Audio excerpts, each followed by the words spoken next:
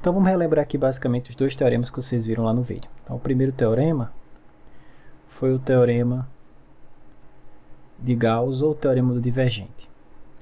Então a ideia é o seguinte: se você supõe que você tem uma superfície aqui fechada, orientável, né, com o vetor normal apontando para fora, a superfície lisa, todas aquelas considerações que a gente já viu. Então, digamos algo assim. E aí supõe que você quer calcular o fluxo do seu campo vetorial através dessa superfície, né? Vou colocar aqui alguns vetorzinhos aqui do campo só para dar noção do que a gente está fazendo. E como eu falei, a superfície é orientada positivamente, os vetores normais da superfície apontam para fora, né? Então está aqui a minha superfície S, que engloba uma certa região aqui no espaço, né? Então a gente diz que S é a superfície fronteira desse sólido E.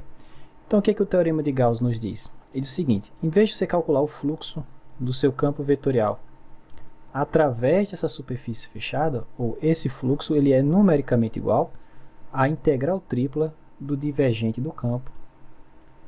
Do divergente, por isso que é chamado teorema do divergente, né? Sobre o sólido E, que tem S como sua superfície fronteira. Tá? Então, como é um teorema, como é igualdade, você pode usar esse lado da igualdade para calcular isso. Ou, se for mais fácil, às vezes o problema pede para você calcular a integral do divergente. Então, você tenta calcular o fluxo. Tá? O que for mais fácil. Tá, ok? Normalmente, em problemas onde você quer calcular o fluxo, calcular a integral tripla do divergente é mais fácil. Mas aí cada problema é cada problema. Tá bom? Mesmo porque, do ponto de vista de definição, a integral de superfície pede muito mais competências, né, do que a integral tripla. Integral tripla, bom, é integral tripla. O máximo que você pode fazer aqui é mudar o sistema de coordenadas. Mas para calcular uma integral de superfície, lembra, a gente precisa de 4 passos, né? Primeiro a gente parametriza a superfície, depois parametriza o campo, depois encontra o vetor normal, né? E aí integra.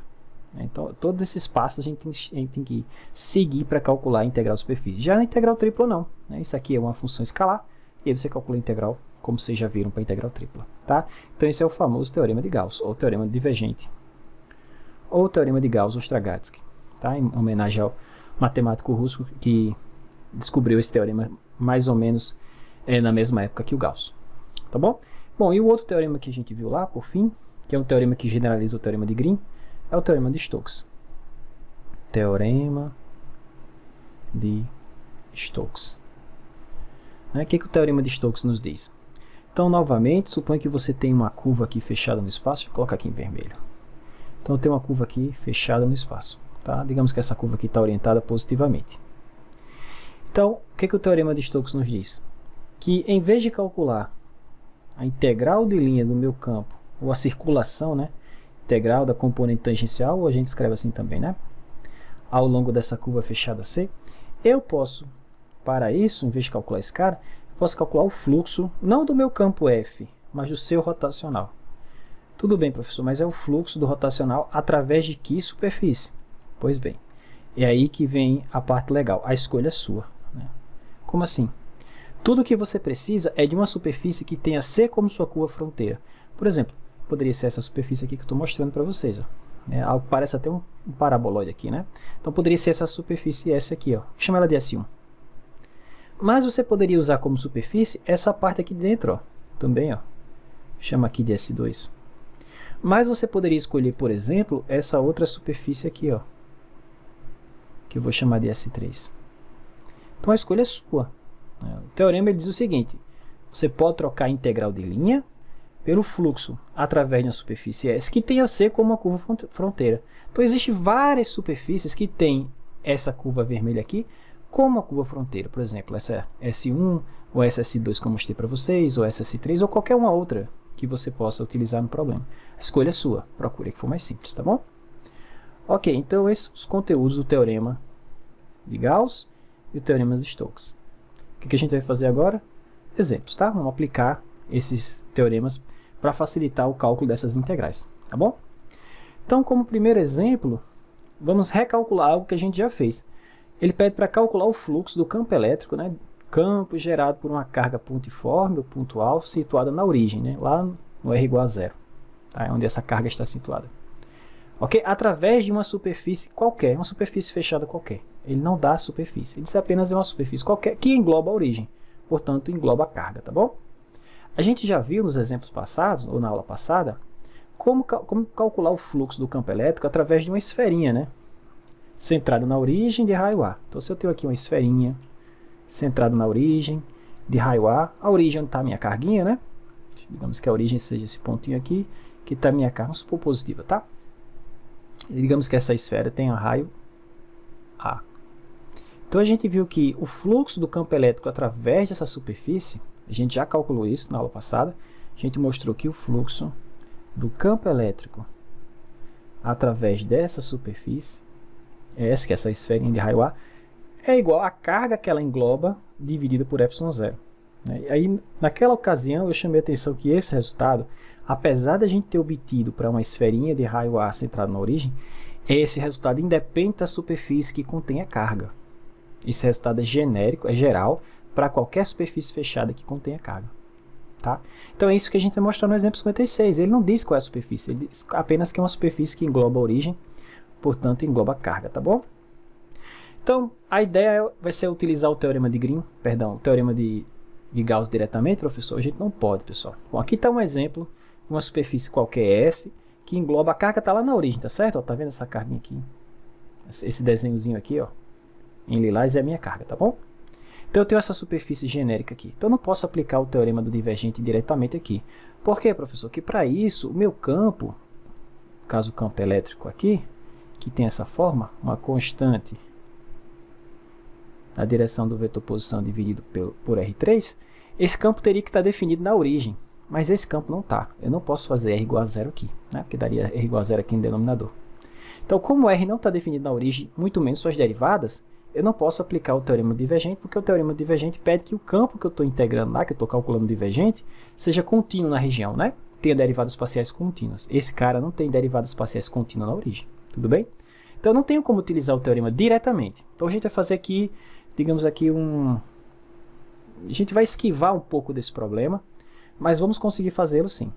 Então, a ideia é usar algo parecido, desvio, né? Era a palavra que eu estava procurando.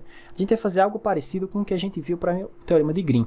Então, teve uma ocasião onde a gente precisou calcular a integral de linha através de uma curva, mas tinha um buraco no domínio do campo. Mas, se não me engano, era o campo, algo assim, y sobre raiz de x2 mais y2, era a componente x do campo, e a componente y era x sobre raiz de x2 mais y2. Então, a gente não tinha como utilizar diretamente o teorema de Green aqui, porque as derivadas desse cara aqui, na origem, nesse ponto não existe, né? Não está definido. Que era a origem, tá? Do zero. Então, o que a gente fez? A gente pegou um discozinho de raio A centrado nesse cara, né? E aí a gente definiu a orientação para essa curva, e a nova região de integração lá do teorema de Green foi essa região D entre essas duas curvas, né? Como as derivadas das componentes P e Q do campo se anulavam, né? Como essa diferença era zero, né? Então, o teorema me dizia o seguinte, que a integral sobre essa curva mais a integral sobre essa curva era igual a zero. E aí, então, eu conseguia calcular a integral sobre essa curva, que é o que eu queria desde o início, calculando nesse círculozinho que era mais fácil, tá? Então, a ideia aqui é parecida, pessoal. A gente vai usar esse truque, né, ou essa ideia, para poder calcular o fluxo do campo elétrico através dessa superfície genérica S. Mas eu não posso aplicar o teorema diretamente. Por quê? Porque o meu campo não está definido na origem. Então, o que é que eu vou fazer? Vou fazer o seguinte, eu vou colocar uma esferinha aqui de raio A, e a gente já sabe calcular o fluxo do campo elétrico através dessa esferinha. Deu a carga dividido por ε0, uma constante. É a carga englobada pela esferinha.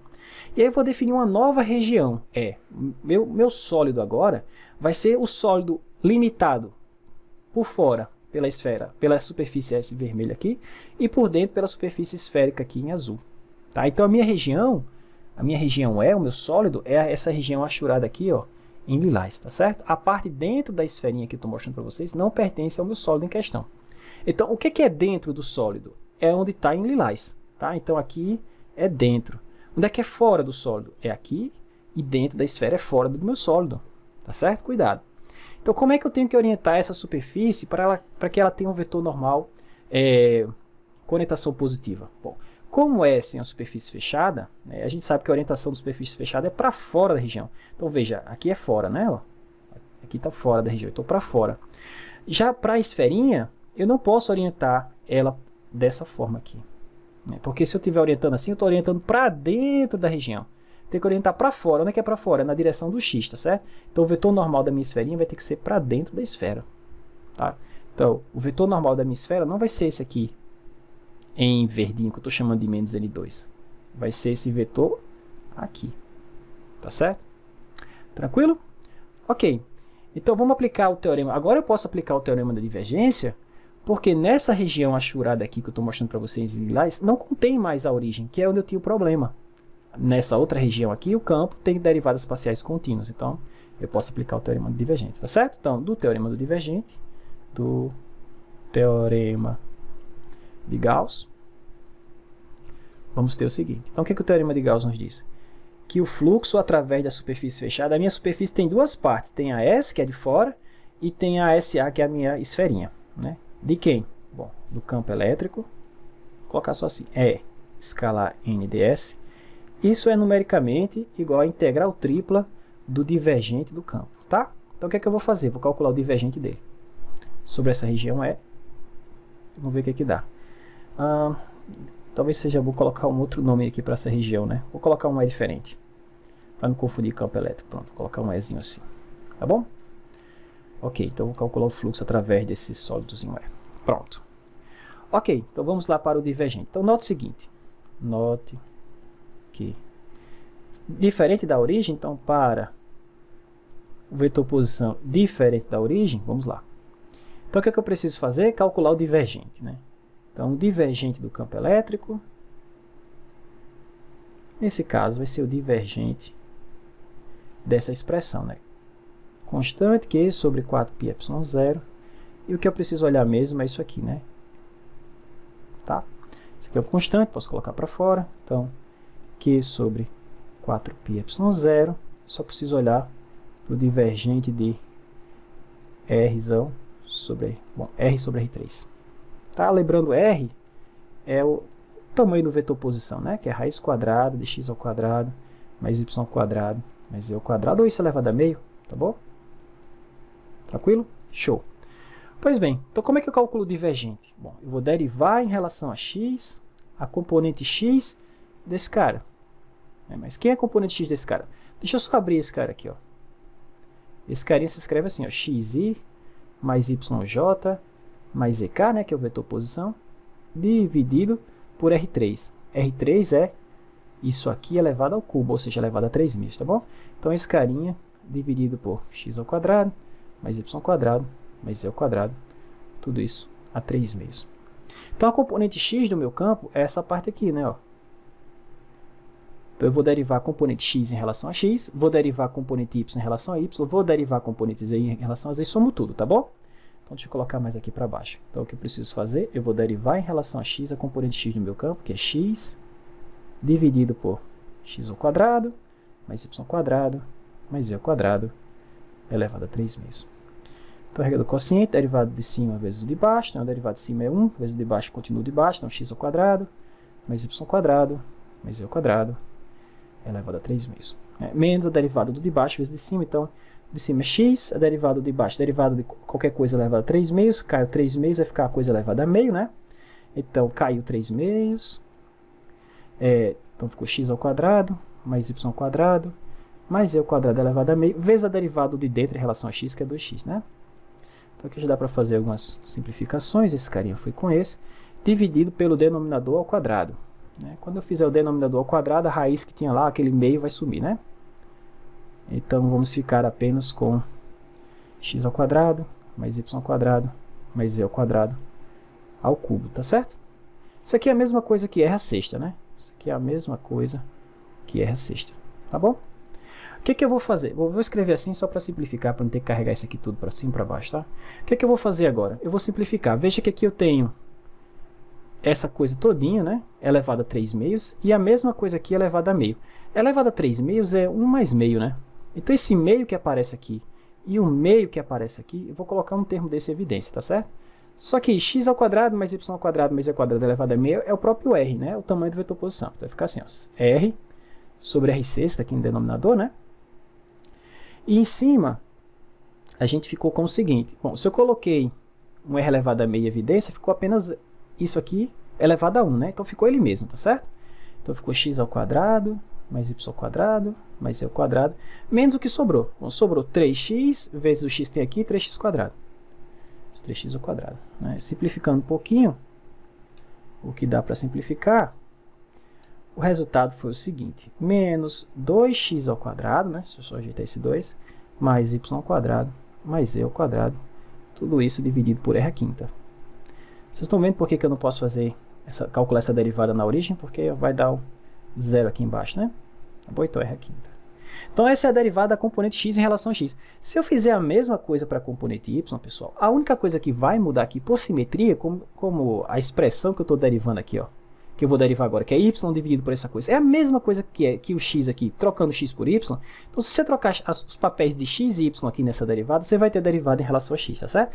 E se você trocar os papéis de x e z, você vai ter a derivada em relação a z. Bom, que a expressão é simétrica, se vocês não acreditam, derivem, tá? Mas vai dar isso que eu estou falando. Então em cima vai ficar y dividido por x ao quadrado, mais y ao quadrado, mais z ao quadrado, tudo isso elevado a 3 meios. O resultado disso aqui vai ser x ao quadrado menos 2y ao quadrado mais z ao quadrado dividido por r à sexta. Perdão, r à quinta. E se eu fizer a mesma coisa para o z, né? Ou seja, se eu calcular a derivada da componente z do campo, ou seja, z sobre x ao quadrado mais y ao quadrado mais z ao quadrado elevado a 3 meios, isso vai dar x ao quadrado mais y ao quadrado menos 2z ao quadrado sobre r à quinta. Então o que é o divergente desse campo? É somar essas coisas que a gente acabou de calcular. Então, o divergente do seu campo vai ser esse cara, essa derivada, mais essa derivada aqui, ó. Então, perceba o seguinte, x ao quadrado mais x ao quadrado menos 2x ao quadrado, zero.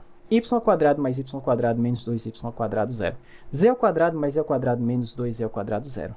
Moral da história, o divergente do campo elétrico é zero, tá bom? Logo, chegamos à seguinte conclusão, que o divergente de E é zero.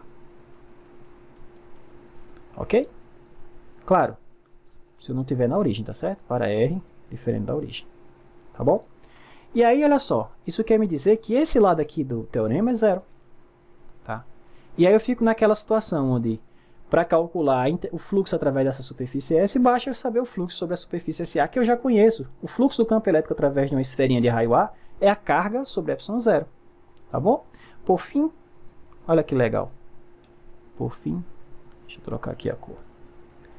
Por fim, ficamos com o seguinte. Então, aquele fluxo que estava lá, ó, S com SA do campo escalar N ds, que eu posso escrever assim, bom, é o fluxo através da superfície S, né? É escalar o vetor normal lá, eu chamei de N1, mais o fluxo através da minha esferinha. Lembra que para a orientação ser positiva, eu tenho que estar com esse carinha aqui, ó, para dentro aqui, ó, tá certo? Se para fora a gente estava chamando de N2, para dentro é menos N2, tá certo? Aqui é o contrário, o negativo é esse cara. Então, deixa eu só trocar aqui, mas o fluxo, esse carinha, menos N2, isso é igual a integral do divergente, mas o divergente é zero, integral de 0, 0, tá? Então, passando esse carinha para o outro lado, eu vou ter o seguinte, o fluxo através daquela superfície genérica S, essa é a superfície fechada qualquer, que engloba a origem, só precisa disso. Esse menos aqui, pessoal, eu posso colocar aqui para frente, mas como eu vou passar esse cara para o outro lado, ele passa como mais, tá? Então, esse ficou o fluxo do campo elétrico através da minha esferinha. Mas esse resultado eu já conheço, a gente já calculou, é a carga dividido por ε0. Tá bom? Então, isso aqui é a versão original, ou a versão final do Teorema de Gauss. Aqui é para uma superfície qualquer. Então, aqui é o chamado Lei de Gauss, na verdade, né? O Teorema de Gauss é o que a gente utilizou para provar a Lei de Gauss. Lei de Gauss do eletromagnetismo. De Gauss. Ok? A primeira equação de Maxwell na forma integral. Também tem esse nome. Tranquilo? Então, moral da história. Se você tem uma superfície qualquer que engloba uma carga, o fluxo do campo elétrico através dessa superfície, que eu apaguei sem querer, mas eu devolvo ela aqui, está aqui minha superfície. Então, o fluxo do campo elétrico através dessa superfície é numericamente igual à carga total dentro dessa superfície dividido por ε0. Certo? A gente chama de carga líquida. Se tiver outras cargas aqui, sei lá, Q1, Q2, Qn, N cargas, então o fluxo, vou colocar assim, o fluxo do campo elétrico é numericamente a soma dessas cargas, tá certo? QI dividido por ε0, e de 1 até a quantidade total de cargas. Tá bom? Tranquilo. Então vamos ver outra aplicação do teorema de Gauss, o teorema da divergência. Então, lembra, o teorema de Gauss foi definido para o fluxo de um campo vetorial. Então, o que ele faz? Ele converte o fluxo, né, componente normal, a integral de superfície da componente normal do meu campo. Converte isso na integral tripla do divergente do campo, né? Então, para início de conversa, eu tenho que ter um campo vetorial. Eu não posso ter um campo escalar aqui. Não faz sentido calcular o produto escalar, um campo escalar com um vetor, né? Então, para aplicar o teorema de Gauss, a minha integral de superfície, além da superfície ser fechada, obviamente, o objeto que está aqui tem que ser um campo vetorial, ou eu tenho que perceber esse campo vetorial aqui dentro. Mas olhando para essa integral que está armada aí, essa setinha apontando para ela, o que eu tenho é um campo escalar. Professor, e agora? Como é que eu vou aplicar o teorema de Gauss aqui, ó? Cadê o campo vetorial para eu calcular o divergente lá do outro lado da equação e integrar sobre um certo volume? Então mas ele diz, olha, utiliza o teorema divergente, então deve ser possível, tá? O teorema de divergência para calcular essa integral de superfície, né? Onde a superfície em questão é uma esfera. Tá? Então, é uma esfera de raio 1. A gente já viu que o vetor normal a uma esfera é o próprio vetor posição dividido pelo raio da esfera. Mas como essa esfera tem um raio 1, né, então o vetor posição é o próprio vetor normal à esfera. Isso vai ser bastante importante. Então, o que eu tenho que fazer aqui? A gente vai fazer o seguinte. O que eu quero calcular é essa integral. Integral desse campo escalar. 2x mais 2y mais e ao quadrado. Vamos lá. 2x mais 2y mais e ao quadrado. Né? Preciso calcular essa integral de superfície. Se eu fosse calcular essa integral utilizando a definição, o que eu tenho que fazer? Parametrizar a superfície, parametrizar o campo, encontrar o elemento superficial de área e integrar. Né? São 4 passos para calcular essa integral. Mas a ideia é tentar utilizar o teorema do divergente e converter isso aqui de alguma forma, converter essa coisa na integral tripla do divergente de um campo vetorial. Professor, mas que campo vetorial? Não tem campo vetorial aí, é verdade.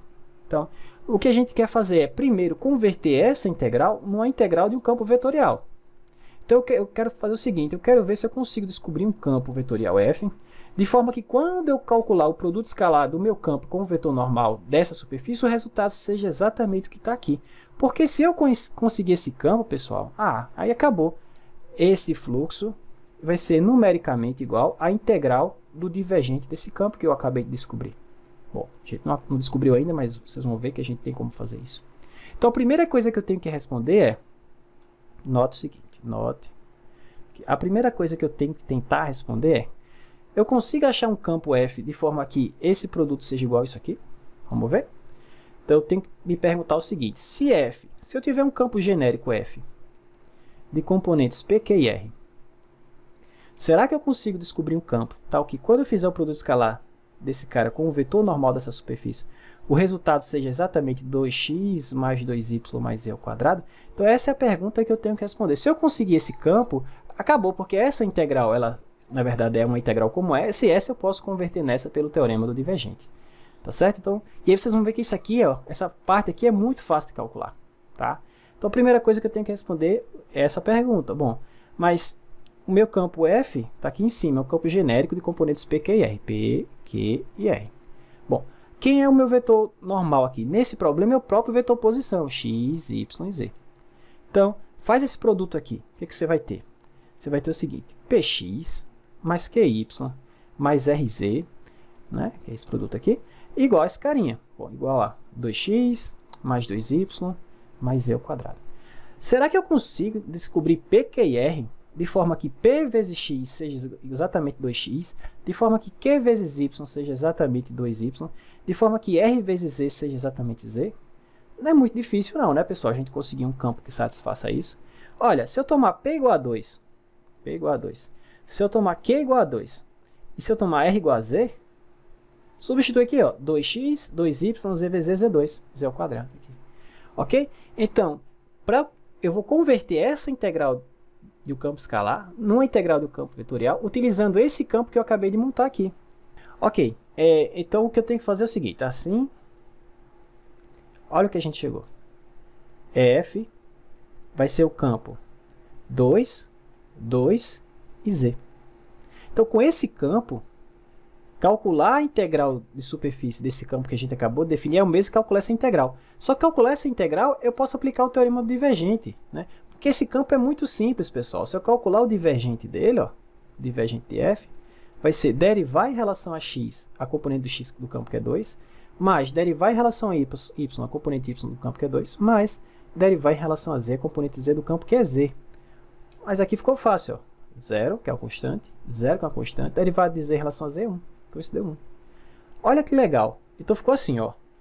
Aquela integral de superfície que iria me dar um trabalho considerável se eu fosse calculá-la utilizando a definição, ela foi convertida, deixa eu escrever isso melhor, ela foi convertida no fluxo desse campo vetorial 2, 2z, né, através da superfície da minha esferinha unitária, que por sua vez foi convertido na integral tripla do divergente desse campo. Mas o divergente eu acabei de calcular, foi 1, tá certo? 1 dv. Mas o que é 1 dv? É o volume do sólido delimitado pela superfície S. Mas que sólido é essa? Que superfície é essa? Uma esfera de raio 1. Qual é o volume de uma esfera de raio 1, pessoal? 4/3 de π vezes o raio. Acabou, 4/3 de π. Então essa integral que era difícil, um pouco trabalhosa de calcular, utilizando o teorema do divergente, ó, acabou. 4/3 de π. Tá certo? Olha como ficou legal. Então, em situações como essa, onde você consegue utilizar esse artifício, sugiro que tente fazer assim, tá certo? Portanto, essa integral de superfície aqui seria um pouco trabalhosa para a gente calcular, né? Talvez algumas coisas simplificassem, né? Porque você está integrando sobre uma esfera. Provavelmente, essa integral de superfície de 2x e 2y por simetria seria 0. Mas você ainda tem que calcular a integral de z2. Tá? E iria dar um pouquinho de trabalho, mas nada que a gente não conseguisse fazer. Tá? Mas aqui foi rápido, 4/3 de π. Acabou. Não tem muito o que fazer, não. Ok? Show. Deixa eu só guardar esse resultado aqui numa caixinha. Ok, agora vamos para um problema onde a gente possa utilizar o teorema de Stokes. Vamos aqui mais para baixo. Então, o exemplo 58, ele pede para a gente calcular a circulação, né? A gente sabe que essa integral de linha aqui é chamada circulação, né? Então, calcula a circulação do seu campo vetorial F, está aqui o campo, através de uma curva C, onde C é a curva dada por parte do plano 2x mais y mais z igual a 2 no primeiro octante. Bom, eu tenho aqui uma com orientação positiva, certo? Se ele não dissesse, assuma sempre que a orientação é positiva, tá bom? Então, a ideia é o seguinte, você tem um plano infinito, né? Esse plano que eu acabei de falar, ele se estende nessa direção, se estende nessa direção. O plano está aqui, ó, 2x mais y mais z igual a 2. Mas eu quero apenas a parte do plano que está no primeiro octante, ou seja, apenas essa... O que me interessa é apenas essa parte aqui do plano, tá bom? Essa parte triangular. E quem é a curva C? Essa curva que delimita essa região triangular, tá? Essa curva que eu estou mostrando para vocês aqui, que tem 3 partes, tá certo? 3 segmentos de reta. Vou chamar aqui C1, C2 e C3. Então, se eu for calcular na força bruta, se eu for calcular a circulação do meu campo, eu vou ter que calcular quantas integrais de linha? 3, porque a minha curva C ela tem 3 partes, C1, C2 e C3, né? Tudo bem? E veja, cada integral de linha eu tenho que usar aqueles passos, né? Parametrizar o caminho, parametrizar o campo, achar o vetor tangente e integrar, né? Para cada uma dessas eu tenho que fazer esses 3 passos, né? Na verdade, esses 4 passos dariam 12 passos, né? Para você completar essa integral. Tem um jeito mais simples de fazer isso não, professor? Bom, aqui a gente já tem o teorema de Stokes, que diz que eu posso calcular esse carinha substituindo essa integral de linha pela integral, pelo seguinte integral de superfície. É o fluxo, não do campo, pessoal, mas o seu rotacional. Então eu calculo o rotacional, isso vai me dar um outro campo vetorial e eu calculo o fluxo desse campo. Ah, professor, e aqui no fluxo agora eu vou usar o teorema do divergente para ficar mais fácil ainda. Pessoal, não faça isso não, vai dar 0. Tá? Vai dar sempre 0. Porque o divergente do rotacional é uma operação vetorial. Uma identidade vetorial. O divergente do rotacional é sempre 0, tá? Então por que isso vai dar sempre 0, professor? Porque não pode aplicar o teorema do divergente aqui, pessoal. Essa superfície é fechada? Não, não tem a bolinha aqui, tá bom? Então não vai me usar o teorema do divergente daqui a partir desse cara, tá bom? Não, aqui a gente vai realmente parametrizar, a superfície, parametrizar o campo, né, o campo rotacional, achar o vetor normal, achar o ds para poder calcular a integral. Claro, se a superfície que eu tenho for algo conhecido, por exemplo, se a superfície for o gráfico de uma função do tipo g, z igual a função de duas variáveis, a gente já tem uma formulinha pronta, não para calcular a integral do rotacional, mas para calcular o fluxo de qualquer campo que seja. Lembra, se eu tenho um campo genérico, sei lá aqui, ó, G, de componentes P, Q e R, e se eu sei que a superfície que eu quero calcular a integral, ela é o gráfico de uma função de duas variáveis, por exemplo, z igual a função de x e y, eu sei que o fluxo de G através dessa superfície pode ser rapidamente capturado através dessa expressão aqui. É a integral dupla de menos P dg dx, a gente já viu isso, menos Q dg dy, mais R, tudo isso dA, onde D é a projeção dessa superfície no plano XY. Tá? Isso já é conhecido da gente. Então, sempre que eu puder escolher como superfície fronteira, como superfície, algo que seja o gráfico de uma função de duas variáveis, eu vou fazer isso, pessoal. Por quê? Porque eu já tenho uma formulinha pronta. Tá bom? E é isso que a gente vai fazer. Então, eu vou utilizar o teorema de Stokes. Primeiro eu preciso calcular o rotacional. Tá aqui o meu campo, o rotacional é essa operação que eu deixei armada aqui. Né? Então vamos calcular o rotacional, tá? Deixa eu só trocar de cor aqui novamente. Pois bem, então a componente x, né, ou a componente p, vai ser obtida tirando esses carinhos aqui. Então eu vou derivar em relação a y, x vezes z, dá zero, que não tem y, vou menos a derivada de x vezes y em relação a z, zero, né? Porque não tem z. Agora eu vou tirar esse cara, sair esse, então vai ser esse cara vezes esse, né? Ou aplicado, né? Então a derivada de x em relação a z é x, menos a derivada desse cara em relação a x. Derivada de 3x em relação a x, 3z. Professor, não era na outra ordem, não? Era, mas aí como esse cara tem um cofator negativo, você tem que inverter. Eu já fiz isso, tá bom? Trocando a posição das setinhas. Por fim, sai esse cara, sai esse outro. Então, a derivada de xy em relação a x vai ficar y, né? E a derivada de x em relação a y é zero. Então tá aí o meu rotacional. Pessoal, esse aqui é o meu novo campo, tá? É como se fosse o G lá que eu falei no começo. Essa aqui é a nova componente P, essa aqui é a nova componente Q do meu campo, essa aqui é a nova componente R. Tá? Esquece esse P, esse Q e esse R que você tinha, porque esse P, esse Q e esse R são os componentes de F, mas eu não quero mais F, eu quero o rotacional de F que aqui está, tá bom? Show! Então perceba que nesse caso, a superfície através da qual eu vou calcular o fluxo é o gráfico de uma função de duas variáveis. Eu posso isolar o z aqui, ó, eu posso escrever z como sendo 2 menos 2x menos y. Tá? Portanto, eu posso usar uma expressão como essa. Tá? Então, eu vou colocar essa observação agora. Então, note que S é o gráfico de z igual a, são duas variáveis, igual a 2 menos 2x menos y. Não é assim? Vamos olhar aqui novamente. Isso. Então, eu vou usar essa expressão aqui, ó, né? Onde o meu P é zero, opa, então já vai matar esse primeiro termo, não tem. Onde o meu Q é x menos 3z, mas eu tenho que calcular dg dy, tá? Isso não é difícil não, né? Deixa eu colocar aqui em outra cor. Se eu calcular, deixa eu mudar aqui para lilás. Um momento. Pronto. Se eu calcular dg dy, se eu derivar esse cara em relação a y, só tem y aqui, vai dar menos 1, tudo bem? Então, menos 1. Então, esse menos 1, com esse menos aqui da fórmula, do menos q, vai ficar mais q, tá? Então, mais q vai ser mais esse carinha aqui, ou seja, vai ser x menos 3y. Mais a componente r, ó, que é o próprio y. Então, o que eu vou integrar? X menos 3z mais y, tá bom? Então, nota o seguinte, que o fluxo do rotacional, deixa eu colocar tudo em vermelho aqui melhor. O fluxo do rotacional do meu campo vai ser igual a integral dupla de menos p dg dx, mas o p é zero. Menos q dg dy, bom, menos q com esse menos aqui, a gente já viu que vai dar mais, né? Então, vou ficar apenas com essa componente aqui, ó, x menos 3y. Então, menos 3z. Mais a componente r do meu campo, que é o próprio y. Vamos lá, dx dy, né? Porque essa minha integral está no plano xy.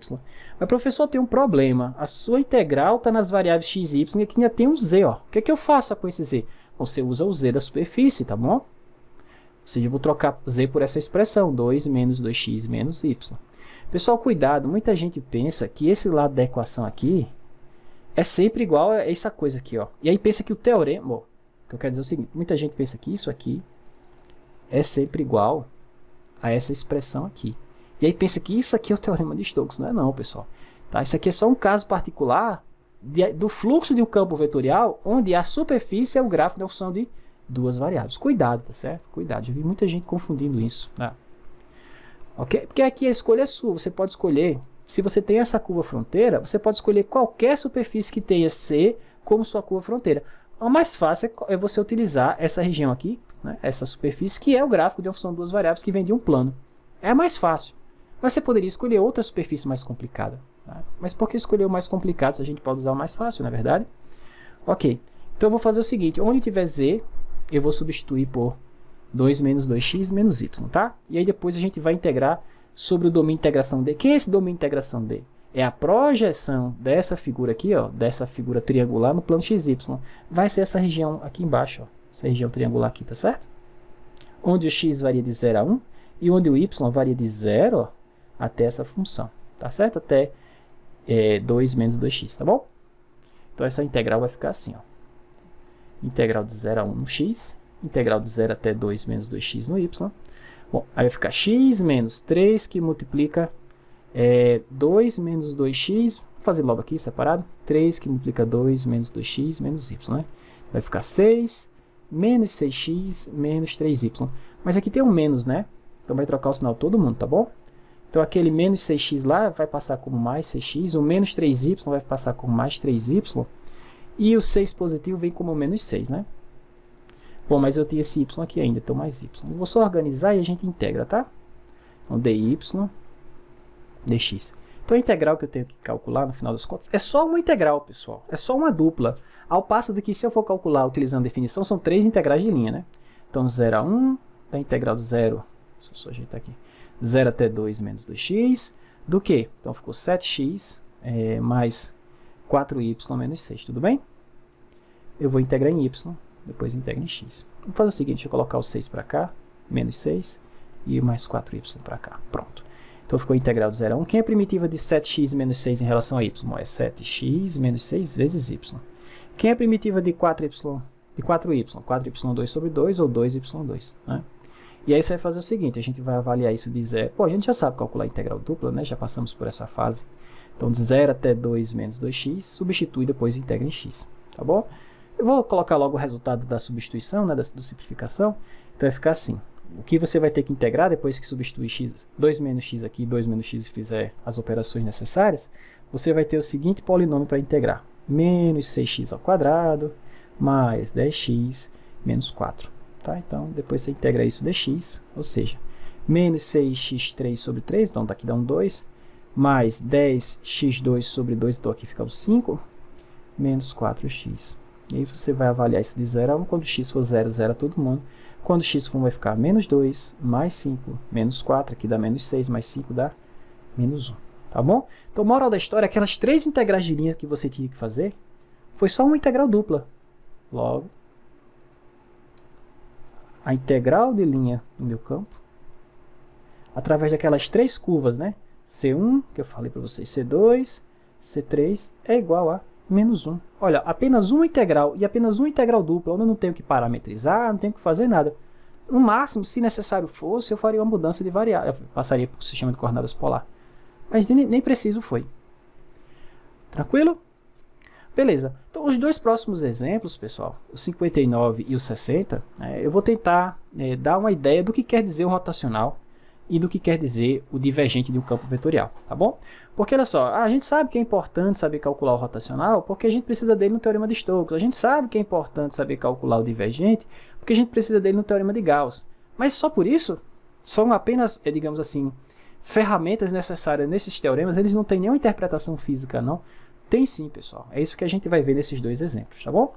Na verdade, esses dois exemplos vão dar a definição, digamos assim, a definição independente do sistema de coordenadas do que é o rotacional e do que é o divergente. Quando eu digo para vocês que o divergente de um campo vetorial em coordenadas cartesianas é isso aqui, eu já fixei o sistema de coordenadas, né?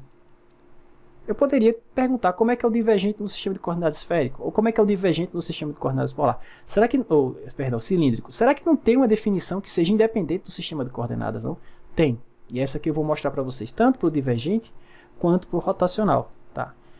Que são as definições que a gente, digamos, a definição que a partir delas a gente chega nessa expressão e chega nessa que a gente usa para calcular o rotacional, tá bom? No sistema de coordenadas cartesiano, tá? E essas definições, né, ou essa outra forma de ver esses dois caras, vão nos permitir tirar algumas interpretações físicas desses carinhas, tá bom? Então, para isso, vamos ver aqui primeiro o 59, né, ele diz o seguinte. Então, suponha que você tem um campo vetorial lá, tridimensional, né, de classe C1, isso quer dizer que ele tem as derivadas parciais, as suas componentes têm derivadas parciais contínuas de primeira ordem, tá bom? Isso vai ser importante. Seja ainda N um vetor normal qualquer, um vetor, né, unitário, que vai ser normal uma superfície que eu vou criar, tá certo? Então, um vetor normal, uma certa superfície S, num ponto P. Então, o que ele vai pedir para a gente verificar? Ele vai pedir que a gente verifique que o rotacional do seu campo, na verdade, a componente normal do rotacional do seu campo, num certo ponto P, ela pode ser calculada, ou ela é definida como a circulação do seu campo por unidade de área, né? Porque, olha só, se você tem uma curva fechada C, essa curva define uma certa área, tá bom? Então, digamos que está aqui o seu ponto P, ó. Tá? Então, ele quer que você verifique que, e digamos que esse aqui seja o vetor normal a essa superfície que eu estou mostrando para vocês. Tá aqui o vetor normal. Então, ele quer que você verifique que a componente do rotacional, componente normal do rotacional, né, que o rotacional é um vetor, né?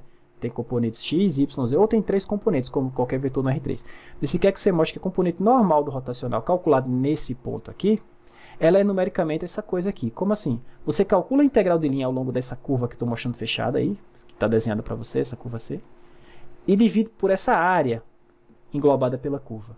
E aí você faz o seguinte, você faz essa área tender a zero, ou seja, você começa a contrair essa curva, pegando curvas cada vez mais perto do ponto, na verdade, cada vez menores, ou que cada vez englobam áreas cada vez menores. Até que no final das contas, você está sobre o ponto, né? Você fez essa área, você vai fazendo essas áreas menores, de forma que ela tende a zero, portanto, você tende a esse ponto P.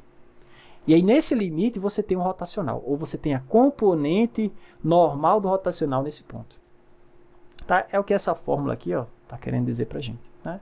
Então, muitos livros definem o rotacional dessa forma. A componente normal do rotacional do seu campo em um certo ponto é a circulação por unidade de área, à medida que essa área tende a zero. Certo? A área de quem, professor?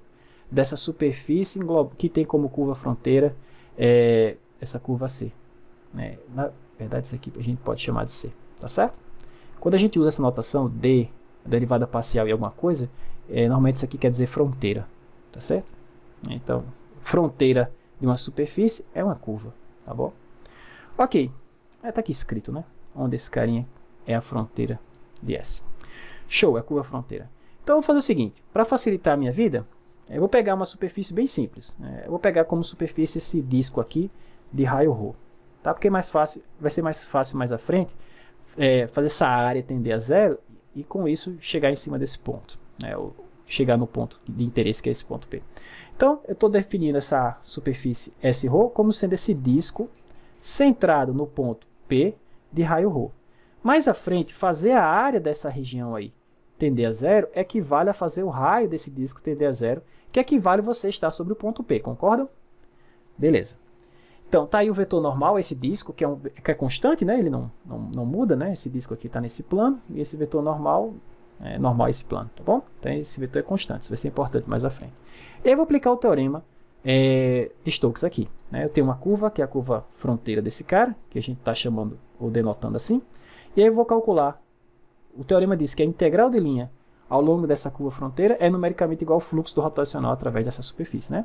Então, vamos fazer isso. Então, do teorema do Stokes, né? Então, do teorema de Stokes, temos o seguinte, que a integral de linha, vou colocar assim, deixa assim, integral de linha do F, coloca assim, a componente tangencial, né? ds é a mesma coisa, ao longo da curva fronteira, curva C, que é essa curva que a gente está denotando assim, tá bom? Isso é numericamente igual ao fluxo do rotacional de F, né? Então, fluxo do rotacional de S através da superfície, através da superfície S dessa forma. Ok? Então o que é que eu vou fazer agora? Eu vou usar o teorema do valor intermediário para as integrais. Então, vou colocar assim, vou relembrar vocês e vou utilizar. Então, do teorema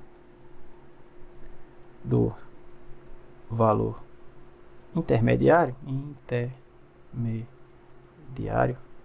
para as integrais, o que esse teorema nos diz? Deixa eu relembrar ele para a versão unidimensional, a versão cálculo 1 dele, né? Então, a versão cálculo 1 desse teorema diz o seguinte. Então, deixa eu fazer aqui uma breve representação aqui, só para relembrar vocês. Então, digamos aqui, usei x e y. Digamos que eu tenho uma função aqui, ó, por exemplo, essa aqui, ó, definida no intervalo a até b. Está aqui minha função f de x. Então, se eu quiser computar a área abaixo do gráfico dessa função, se eu quiser essa área achurada aqui, ó, a gente sabe como fazer isso, né? Isso é integral de a até b, né? Integral de a até b é a minha função da área dessa região. Mas, o que o teorema do valor intermediário para as integrais me diz? Ele diz o seguinte, que existe um certo c entre a e b, sei lá, por exemplo, esse c aqui, calculo o f de c dele. Então, f de c está dando mais ou menos aqui, pronto. Calculo agora a área do retângulo, que tem como base esse mesmo cara, esse mesmo intervalo de a até b, e tem como altura f de c. Então, seria esse retângulo aqui, ó.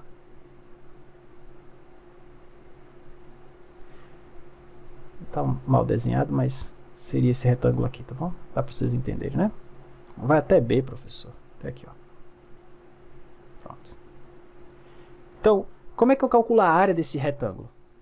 A área desse retângulo é f de c, que é a altura, vezes a base, que é b menos a. Então, o teorema do valor intermediário diz exatamente isso, que existe um certo c entre a e b, entre o domínio de integração, né, que é, nesse caso é o intervalo, de forma que essa integral, que é essa área abaixo do gráfico, é numericamente igual a esse produto. É numericamente igual ao comprimento do intervalo, né? Para uma função de uma variável, eu posso só falar comprimento, né? Está aqui o comprimento do intervalo vezes o valor da função nesse ponto. Ah, professor, então isso é uma forma nova da gente encontrar o valor integral. Basta descobrir esse f de c, esse c e multiplicar por f de c, né? Multiplicar o comprimento do intervalo por f de c. E aí eu tenho o valor da integral. Isso é melhor que o teorema fundamental do cálculo. É verdade. O problema é que a gente não consegue descobrir facilmente quem é esse c. Teoricamente, a gente prova a existência dele. Agora, a forma de determinar esse cara, normalmente você tem que calcular a integral primeiro para depois descobrir quem é esse cara, tá certo? Então, digamos, não é uma forma prática. Mas existe. Então, eu vou usar a versão para funções de duas ou mais variáveis. Então, em vez de eu multiplicar o valor da função no ponto pelo comprimento do intervalo, se eu estou falando da função de duas variáveis, eu vou multiplicar pela área da região. Se estou falando da função de três variáveis, eu vou multiplicar pelo volume da região. Tá bom? Show. Então, o teorema do valor intermediário me diz o seguinte, que existe... Estou olhando essa integral aqui, tá certo? Estou olhando para esse integrando. Isso aqui é uma função que depende de x, y e z no final das contas, tá certo?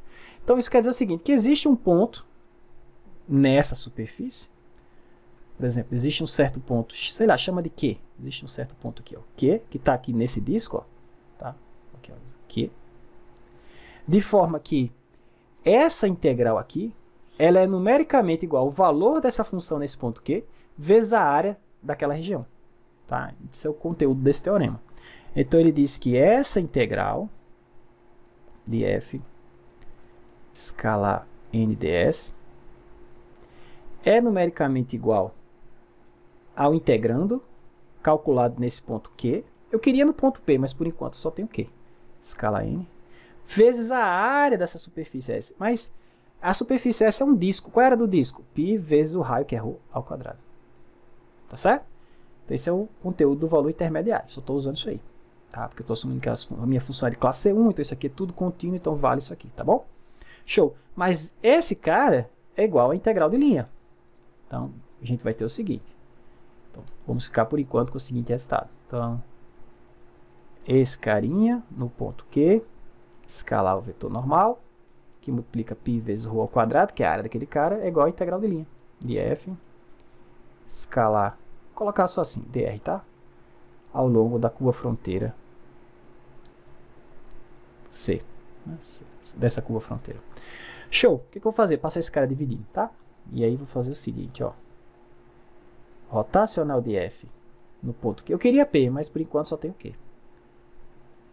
Vou passar esse cara dividindo para o outro lado, então ficou 1 sobre π vezes ρ quadrado, que é a área daquele disco, né? Vezes a circulação do seu campo, né? Ao longo dessa curva fronteira. O que é que eu vou fazer agora? Bom, eu queria ter esse resultado, pessoal, no ponto P e não nesse ponto Q que eu não conheço. Então o que é que eu vou fazer? Para que esse ponto, deixa eu mudar de cor, para que o ponto Q venha para P, eu tenho que fazer o seguinte, eu tenho que fazer ρ tender a zero, vocês concordam? Porque se eu for diminuindo ρ, eu estou diminuindo esse disco aqui, ó. Aí se eu pegar um disco menor, esse ponto Q ele é obrigado, como ele sempre existe, esse ponto Q ele é obrigado a vir mais para dentro. Mas se eu pego um disco menor, como esse ponto Q sempre existe, ele é obrigado a vir mais para dentro e assim por diante. Então fazer ρ tender a zero, é equivalente a fazer Q tender a P. Tá bom? Então é isso que eu vou fazer agora. Vou tomar o limite nessa expressão dos dois lados. Então, deixa eu até mudar de cor aqui, ó. Então, limite quando ρ tende a zero de um lado e o limite quando ρ tende a zero do outro. Então, como essa minha função é de classe C1, ela é contínua, tá? Então, quando ρ tende a zero, Q tende a P. Então, esse cara vai para P, tá bom? E a gente vai ficar com o seguinte resultado.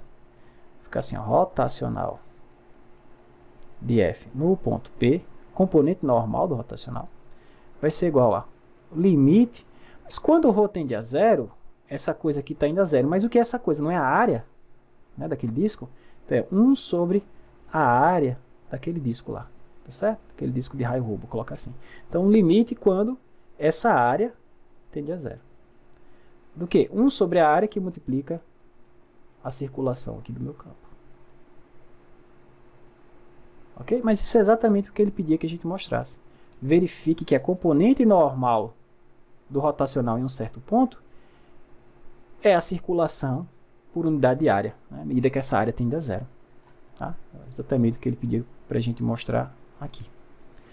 Tá bom? Show! Mas como é que eu interpreto isso agora, professor? Então vamos tentar dar uma interpretação física para esse carinha. Tá? Então vamos fazer o seguinte, suponha que você calculou essa coisa, num certo ponto P, que tem N como vetor normal, numa certa superfície que contém P. Digamos que você calculou isso aqui e deu positivo, é um número positivo, tá certo? O rotacional é um vetor, mas quando você faz o produto escalar com outro vetor, o resultado é um número, né? Então suponha que você calculou o rotacional lá, e o resultado foi um número positivo. Ora, se isso aqui é positivo, pessoal, esse outro lado da equação tem que ser positivo, né?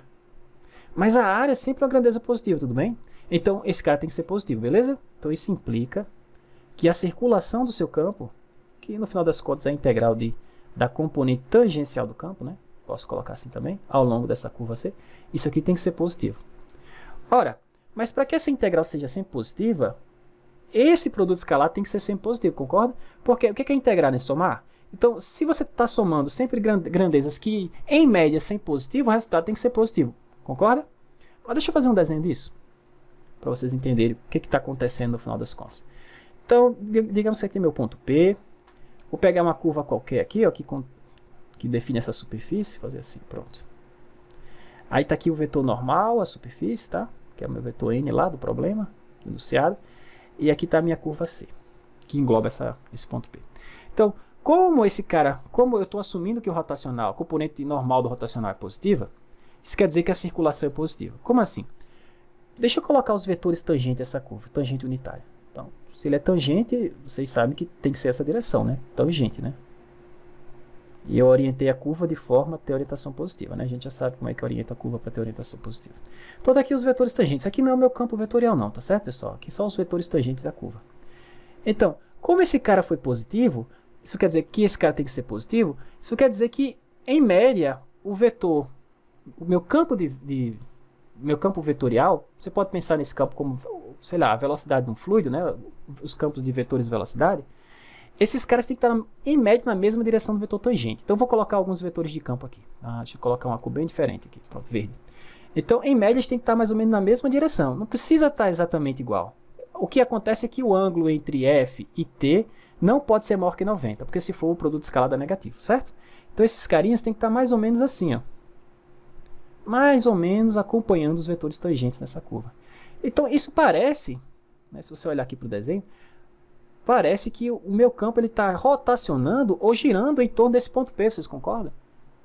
Mas é essa a interpretação mesmo. Se o rotacional do seu campo for a componente normal dele, né, em um ponto dado, for positivo, então o seu campo ele tem essa característica. Parece que ele está girando ou rotacionando, por isso o nome rotacional, em torno desse ponto onde você calculou o rotacional. Tá? Então o rotacional está realmente associado a esse movimento de rotação do campo em torno de um certo eixo. Né? No caso seria esse vetor normal aqui. Isso quer dizer o seguinte, se você coloca... Isso aqui são as linhas de velocidades do campo, né? Se você coloca, por exemplo, uma pazinha aqui, com umas hélicezinhas assim, ó. Então, como o fluido está indo nessa direção, essa pazinha ela vai girar em torno desse eixo. Ó que legal. Ô professor, mas e se esse resultado fosse negativo? Bom, o que acontece só iria... O vetor tangente, a direção é a mesma. A curva você percorre nessa. Então, os vetorzinhos em roxo estariam todos na mesma direção. Quem é que estaria na direção contrária em média? Os vetorzinhos em verde. Estariam na direção, em média, na direção contrária a esse movimento. Então, em vez desse seu equipamento aqui girar nessa direção, ele estaria girando o quê? Na direção contrária. Tá certo? E se o rotacional for zero, professor? O componente do rotacional for nulo. Então, quer dizer que, em média, esse bichinho aqui, esse seu dispositivo, ele não vai girar. Você pode até ter metade do campo numa direção, a outra metade na direção oposta, girando na direção oposta, mas o efeito líquido desses campos seria deixar essa parzinha parada. Porque metade quer girar ele para um lado, a outra metade quer girar ele para o outro. Então ele não gira. Tá certo? Quando isso acontece, a gente diz que o campo é o quê? Irrotacional. Ok? Irrotacional não quer dizer que os carinhas não estão girando. Veja, estão, né? Esses amarelinhos estão indo uma direção, girando uma direção, e os verdinhos estão girando da outra. Quem não gira é esse objeto que você colocou aqui. Tá certo? Então essa é a característica de um campo irrotacional. Tá bom? Então essa seria, digamos assim, uma ideia física, no sentido físico do rotacional. Tá bom? Ele está associado com esse movimento de rotação dos vetores do seu campo em torno de um certo ponto. Tá? Na direção de um vetor normal a essa superfície. Tranquilo? Show. O que é que eu vou fazer agora? A mesma... Bom, aqui eu coloquei só o que aquela fórmula lá está dizendo, né? Componente normal do rotacional de um campo é a circulação por unidade de área. E você pode utilizar isso aqui, esse texto, como definição do rotacional. E aplicando essa definição, por exemplo, no sistema de coordenadas cartesiano, você vai chegar àquela expressão que a gente definiu como sendo o rotacional do campo, né? Por exemplo, na direção I vai ser a derivada em relação a y da componente r menos a derivada em relação a z da componente q, né? Mais aí tem a outra componente j mais a componente k, né? Você usando isso que está escrito aqui, você chega nessa expressão. É um pouco mais de trabalho, mas chega. O bom é que essa definição serve para qualquer sistema de coordenadas, é independente do sistema de coordenadas, tá bom? O que eu vou fazer agora? A mesma coisa agora para o divergente, tá? Vamos tentar dar uma interpretação física para o divergente. A interpretação é até bem interessante também. Ok, então novamente seja f um campo vetorial lá de classe 1, ou seja, as funções componentes p, q e r admitem derivadas espaciais contínuas de primeira ordem. Então eu vou denotar por dE, tá? Não é a derivada de E não, tá? E é um sólido, dE vai ser a superfície fronteira desse sólido, tá certo? Se E está aqui o meu sólido, estou chamando de dE a superfície fronteira. Professor, por que essa notação tão complicada? Bom, é assim mesmo, tá bom? É só o nome para fronteira. Sempre que tem esse D, quer dizer fronteira, né? Então, fronteira de um sólido é uma superfície, né? Fronteira de uma região plana é uma curva, tá bom? Show. Então, seja dE, a superfície fronteira de uma região sólida é, né? E aí verifica o seguinte, e P é um ponto lá dessa região, né? Esse daqui, ó. P é um ponto aqui nesse sólido E, tá? Show. Então, ele quer que você verifique o seguinte, que o divergente de F no ponto P é calculado, ou é definido dessa forma, na verdade. Essa aqui é a definição, digamos assim, uma definição independente do sistema de coordenadas para o divergente, assim como a gente teve uma para o rotacional. Então, o divergente é o fluxo por volume, à medida que esse volume vai para zero. Tá certo? Então, o fluxo por volume, à medida que o volume vai a zero, é o que a gente chama de divergente, que no sistema de coordenadas cartesianas, se você usar essa definição, você vai chegar àquela relação. É a derivada da componente x em relação a x, mais a derivada da componente y em relação a y, mais a derivada da componente z em relação a z. Soma tudo. Mas isso aqui é o divergente no sistema de coordenadas cartesiano. Se eu quiser no sistema de coordenadas esférico, professor, usando essa definição, você chega na expressão do divergente no sistema de coordenadas esférico, né? Que é bastante diferente, é um pouco diferente dessa que eu copiei agora para cartesiano. Claro, você pode pegar essa que eu apaguei, utilizando a regra da cadeia, chega também nela, né? Mas partindo da definição, você chega diretamente também. Tá ok? Então, vamos mostrar isso aí. Então, como no exemplo anterior, eu peguei um disco, né? Uma região, uma superfície que é um disco, né? Aqui eu vou pegar um sólido que é uma esfera, tá certo? Para facilitar também a minha vida, tá bom? Então, eu peguei essa esferinha de raio Rho, que contém o ponto P. Na verdade, P é o centro da esfera, tá? Então, tá aqui o meu sólido é Rho, né? É de raio Rho, para dizer que é o raio da esferinha. E tá aqui a superfície desse carinha, tá certo? Eu denoto a superfície assim, DE Rho, que é a superfície dessa esferinha de raio Rho. O que eu vou fazer? Bom, vou aplicar o teorema do divergente aqui. Tudo bem? Que diz que o fluxo através dessa esferinha é numericamente igual à integral tripla do divergente sobre esse volume desse sólido. Tá bom? Então, do teorema do divergente, ou do teorema de Gauss,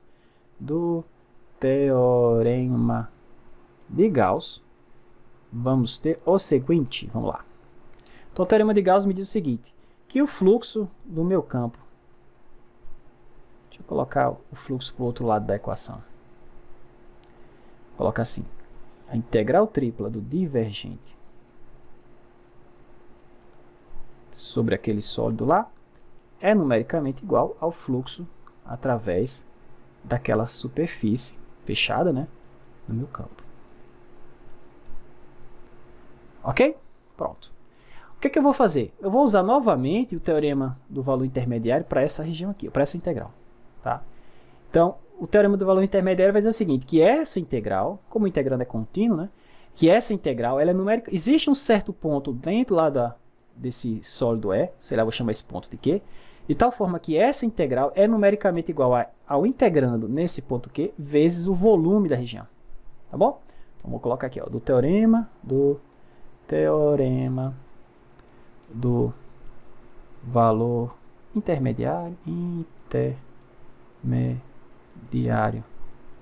para as integrais, a gente tem o seguinte.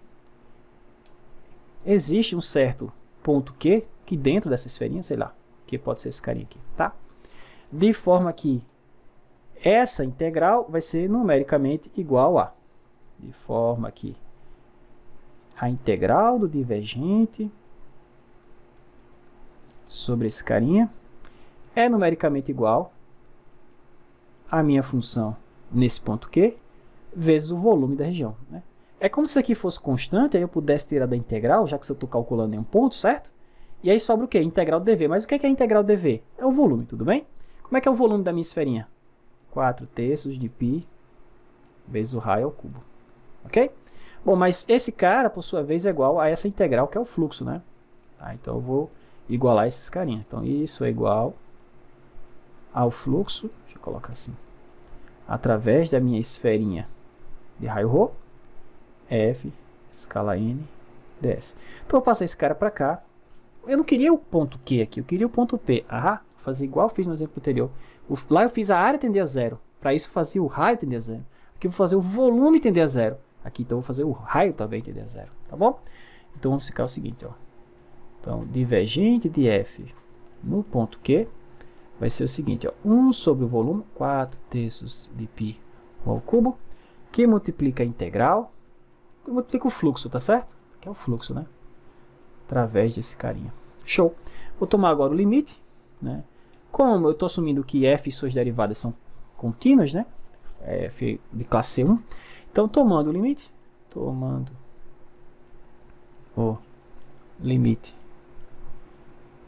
quando ρ tende a zero, quando ρ vai a zero, vamos ficar com o seguinte. Então, vai ficar assim, ó. Limite, quando ρ tende a zero, desse carinha, divergente de F no ponto Q, vai ser igual a limite, quando ρ tende a zero, do restante. Então, 1 sobre o volume, né, 4/3 de π ρ ao cubo, vezes o fluxo de F. Show! Sobre essa superfície aqui. Olha só, mas novamente, como F é contínuo, quando ρ tende a zero, esse ponto Q vai tender ao ponto P. Tá certo? Porque eu vou começar a pegar esferas cada vez menores, centrada em P, esfera cada vez menores, esferas cada vez menores, e Q sempre tem que estar pertencendo a essas esferas. Então isso vai fazer com que Q tenda a P. Tá bom? Então vamos ficar com o seguinte. Olha só. Ficamos com o divergente de F no ponto P é igual ao limite, Como eu já falei, ρ tendendo a zero é fazer, isso é o volume, né? É o volume tendendo a zero. Então vai ser o limite quando o volume daquele carinha tende a zero, de 1 sobre o volume, né? Vezes o fluxo do meu campo através daquela superfície. Que é o que ele pedia que a gente verificasse, tá bom? Então, moral da história, o divergente num ponto é o fluxo por unidade de volume. É o fluxo por unidade de volume à medida que esse volume tende a zero. Ok, professor, mas me dá uma interpretação física desse cara? Tudo bem, vamos lá. Então, assim como eu fiz no exemplo anterior, vamos considerar o caso, inicialmente, quando o divergente num certo ponto é positivo. Novamente, se esse cara é positivo, esse lado tem que ser positivo, mas o volume é a grandeza positiva, isso implica que o fluxo tem que ser positivo, tá bom? Então, isso implica que o fluxo através de uma certa superfície S, de F, tem que ser positivo. Opa, igual a zero? Não, ok, zero. Tá. Então, vamos fazer aqui uma representaçãozinha genérica. Então, tá aqui o meu ponto P. Vamos pegar uma superfície genérica que engloba, por exemplo, essa daqui. Tá aqui minha superfície S. Tá. Deixa eu colocar os vetores normais dessa superfície. Então, vetor normal para uma superfície fechada aponta para... Eu já sei, professor, para fora, você não precisa nem dizer. Tudo bem. Ok. Então, para cá. Aqui são os vetores normais, tá certo? Todo mundo tem o mesmo tamanho porque é normal e unitário. Tá? Show. Bom, mas para essa coisa aqui, em média, ser positiva, esse produto escalar tem que ser positivo. Tudo bem? Então, isso quer dizer que F e N, em média, tem que estar na mesma direção. Eu não posso ter, por exemplo, N para cá e F para cá. O ângulo desses caras não pode ser maior que 90. Porque se for, esse produto escalar aqui vai dar negativo. E somar, se você somar contribuições negativas, que integram uma soma, você não tem como chegar a um número positivo. Não é verdade? Então, se eu vou colocar aqui algumas linhas de campo da F, tá certo? Então, F tem que estar mais ou menos na mesma direção que os vetores normais aí, ó. Eles não podem estar em direção contrária. Ou a maioria deles não pode, tá certo? Alguns podem, mas não a maioria. Então, o que isso quer dizer, pessoal? Isso quer dizer o seguinte, que a partir desse ponto P, o seu campo está emanando, né? Ele está saindo de P para fora dessa superfície, tudo bem? Então, a gente disse que nesse caso, P é uma fonte. Por quê? Porque parece que daqui está brotando o seu campo. Se você pensar nesse campo F como o campo de velocidade de um fluido, é como se aqui fosse uma torneira, né? Está saindo líquido daqui, ó, o líquido está saindo para fora, atravessando essa superfície permeável aqui, né? Certo? Ele está indo para fora. Tá? Ao passo que se esse cara fosse negativo, né, se o divergente fosse negativo, então esses dois carinhas aqui teriam que ser, esse produto teria que ser negativo, portanto, em média, F teria que estar no sentido contrário do vetor que normal. Então, em vez de F ter essa direção azulzinha que eu coloquei, F teria que estar na direção contrária, né? Tudo bem? E aí, pensa o seguinte, em vez do fluido estar saindo de P, ele está indo para P e está morrendo em P. Então é como se P fosse um buraco, né?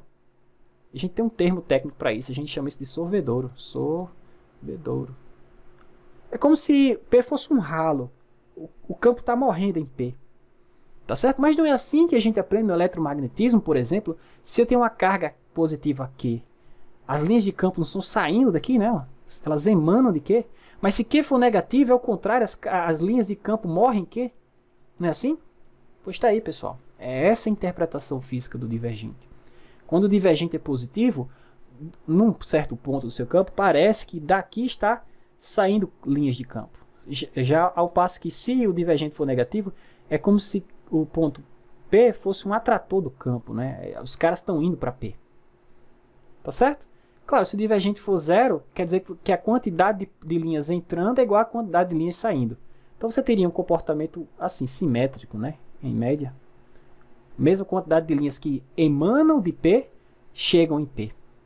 Tá certo? E aí no final você teria um divergente nulo. Né?